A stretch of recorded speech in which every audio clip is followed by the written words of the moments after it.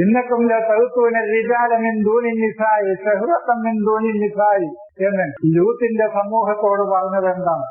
നിങ്ങൾ റജലുകളുടെ അടുത്തേക്കാണോ പോകുന്നത് നിങ്ങളുടെ ശഹ്വത്തിനെ ശമിപ്പിക്കാൻ വേണ്ടിയിട്ട് മിൻ ദൂനി നിസാഇ സ്ത്രീകളെ വിട്ടുകൊണ്ട്? അപ്പൊ റജലിന്റെ അടുത്തേക്കാണ് അവര്, റജലായിട്ടാണ് നിങ്ങൾ പോയി. ഒന്നാമത് ഞാൻ നിങ്ങളോട്, എന്റെ സഹോദരങ്ങളോട് നിരവധി തവണ സൂചിപ്പിച്ചിട്ടുണ്ട്, ഈ റജലിന്റെ അടുത്തേക്ക് ഈ പറഞ്ഞ ആവശ്യത്തിന് ഒരിക്കലും ആരും പോകൂല. വിൽദാനിന്റെ അടുത്തേക്കാ പോവുക, അല്ലെ? വിൽദാനുകളുടെ അടുത്തേക്കാണ് പോവുക. അപ്പം വിൽദാനുകളുടെ അടുത്തേക്കാണ്. റജൽ എന്ന് പറഞ്ഞാൽ തന്നെ ഒരു പ്രവാചകത്വത്തിന്റെ പദവിയിലേക്ക് എത്തിയ, പ്രായവും പക്വതയും എത്തിയ മനുഷ്യരാണ് റജൽ, അല്ലെ? വമാ അർസൽനാ മിൻ റസൂലിൻ ഇല്ലാ റിജാലൻ നൂഹി എന്നാണ് പറയുന്നത്. റിജാലുകളെയാണ് റസൂലായിട്ട് അയക്കുക, അതാണ്. അപ്പൊ അത്രയും ഒരു പക്വതയും പാകതയും എത്തിയ ഒരു മനുഷ്യനായി തീർന്ന ഒരു റജൽ, അതാണ് റിജാലുകൾ. അവരെയാണ് അവരുടെ അടുത്തേക്ക് ഈ പറഞ്ഞ ആവശ്യത്തിന് എന്തായാലും പോകൂല. മറിച്ച് വിൽദാനുകളുടെ അടുത്തേക്കാണ് ഈ പറഞ്ഞ ഇവർ പറഞ്ഞ ശഹ്വത്ത്. ഈ ശാരീരികമായ ശഹ്വത്താണോ മാനസികമായ ശഹ്വത്താണോ എന്നുള്ളത് പിന്നീട് തീരുമാനിക്കാം. ഖുർആൻ ആദ്യം നമ്മൾ മനസ്സിലാക്കേണ്ടത്, ഖുർആൻ സംസാരിക്കുന്നത് മുഴുവൻ ആത്മീയമാണ്. ശാരീരികം ഒരു ചർച്ചയും ഇതിലില്ല. ഷാഹിദിന് ഒരു റജുല് വേണമെന്ന് പറഞ്ഞാൽ വിജ്ഞാനത്തിന് സാക്ഷികളാകേണ്ടത് തിജാറത്ത് എന്ന കച്ചവടമൊന്നുമല്ല, നമ്മുടെ ആശയപരമായ വ്യവഹാരമാണത്. അപ്പോ അതിന് സാക്ഷ്യത്വം വഹിക്കേണ്ടത് മനുഷ്യന്റെ ബുദ്ധിയാണ്.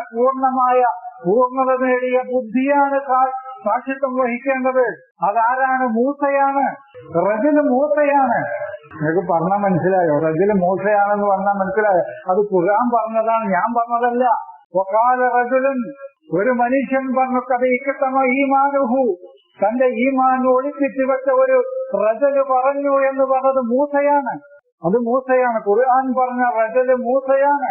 മനുഷ്യന്റെ ബുദ്ധി പൂർണ്ണമായി ഉപയോഗിക്കുന്ന മനുഷ്യനാരോ അവൻ മൂസയാണ്. ഞാനും നിങ്ങളൊക്കെ മൂസയാണ്.